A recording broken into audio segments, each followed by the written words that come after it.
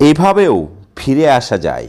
17 বছর যে বাংলাদেশে পা রাখতে পারেননি, সেই বাংলাদেশের প্রধানমন্ত্রী হবেন তারেক। সত্যি কামব্যাক হয়তো একেই বলে। 2008 সালে গ্রেপ্তারি, জামিন পেতেই চিকিৎসার জন্য দেশ ছেড়েছিলেন। দেশ উথাল পাতাল হলেও তিনি আর ফেরেননি। প্রায় 17 বছর পর অবশেষে বাংলাদেশে পা রাখছেন তারেক রহমান। আর দেশে ফেরার 1 মাস কাটতে না কাটতেই প্রধানমন্ত্রী পদ পেতে চলেছেন তারেক রহমান। এই জন্যই হয়তো তিনি বিএনপির ডার্ক প্রিন্স। তারেক রহমান দেশে ফেরাকে অনেকেই বলছেন ডার্ক প্রিন্সের কামব্যাক। এই ডার্ক প্রিন্স নাম পাওয়ার পিছনেও রয়েছে কারণ। মা খালেদা জিয়ার আড়ালে থাকতেন তারেক, তবে সরকারের নানান গুরুত্বপূর্ণ সিদ্ধান্ত নাকি তিনিই নিতেন। 2001 সাল থেকে 2006 সাল পর্যন্ত এভাবেই সরকার চালিয়েছেন তিনি।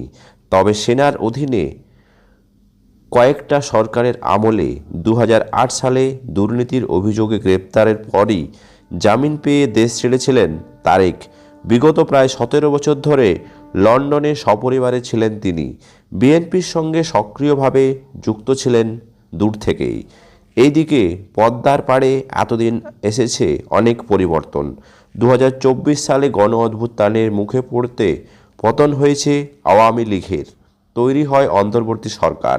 ইউনিসের আমলেও তারেক দেশে ফিরবেন কিনা তা নিয়ে সংশয় ছিল। 2025 সালের শেষের দিকে গুরুতর অসুস্থ হয়ে পড়েন প্রাক্তন প্রধানমন্ত্রী তথা বিএনপির নেত্রী খালেদা জিয়া। তখনও তারেক ফিরবেন কিনা তা নিয়েও সংশয় থেকেই যাচ্ছিল। অবশেষে এলেন তারেক। 2025 সালে 25শে ডিসেম্বর বিমান থেকে নেমে দেশের মাটি ছুঁয়েই প্রণাম করলেন তারেক। তখন তিনি যেন স্পষ্ট দিয়েছিলেন এই মাটি তার, তিনি এই মাটি ছেড়ে যাবেন না। আর তারেক রহমান ফিরতেই বিএনপি যেন নতুন অক্সিজেন পেল।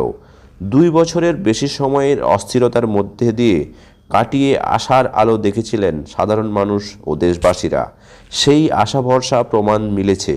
জনগণ প্রমাণ করেছেন জামাতের মতো কট্টরপন্থী দল নয়, তারেকের উপর তাদের বিশ্বাস রয়েছে।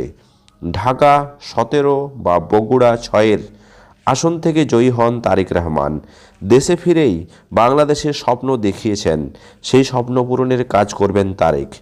খালেদা জিয়ার অবর্তমানে বিএনপির দায়িত্ব যেমন তার কাঁধে বর্তমান, তেমনি এবার বাংলাদেশের প্রধানমন্ত্রী পদেও বসতে চলেছেন তারেক। এইদিকে ভারত সরকার তারেক রহমানকে শুভেচ্ছা বার্তা জানিয়েছেন। আগামী দিনে ভারতের সাথেও সম্পর্কে মধুর হওয়ার স্বপ্ন দেখছে দুই দেশ। আবারও বাংলাদেশ ভারতের সম্পর্ক ভালো হলে সব দিক থেকে মানুষের সুবিধা বাড়বে। মানুষ সহজেই বাংলাদেশের সাথে ভারতের সম্পর্ক আবার উন্নতি হোক, এটাই কিন্তু সাধারণ মানুষ চায়।